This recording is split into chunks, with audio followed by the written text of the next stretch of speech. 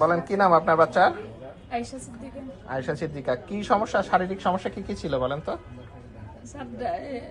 Side দুর্বল হয়ে যেত, ডান সাইড দুর্বল হয়েছে একবার, তারপরে ডান সাইড দুর্বল হয়েছে একবার। ভালো হয়ে গেছিল সেটা, পরে হলো আলহামদুলিল্লাহ পরে ভালো হলো বাম সাইড দুর্বল দুর্বল হয়ে গেছিল। জি জি। আর কি সমস্যা ছিল? খিচুনি টিচুনি ছিল না? খিঁচুনি ছিল, অনেকক্ষণ কিস ছিল। প্রথম যখন শুরু হয়েছে 42 মিনিট পর্যন্ত খিঁচুনি ছিল। ও খিচুনি আর এক সাইড দুর্বল হয়ে যায়। পরে পরীক্ষা নিরীক্ষা করে কি রোগ ধরা পড়লো আপনার? ময়া ময়া ডিজিজ বলছে। ময়া ডিজিজ। এখন যে অপারেশন করা হয়েছে, অপারেশন করার পর কি তার হলো বাম সাইডটা নড়াই? হ্যাঁ, বাম সাইড তোলো তো, বাম সাইডটা বাম দুটোটা লড়াচ্ছে। দোনোটাই।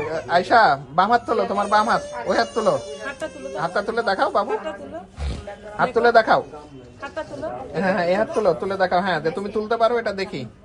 ঠিক আছে, হ্যাঁ তুলে দেখাও। ওর ক্যানুলা পড়ছিল তো স্যার, ফুলে গেছে সেজন্য।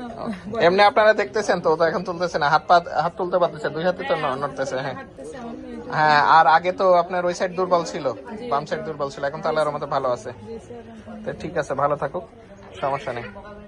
আর কোনো সমস্যা হলে যোগাযোগ করেন, ঠিক আছে? আচ্ছা।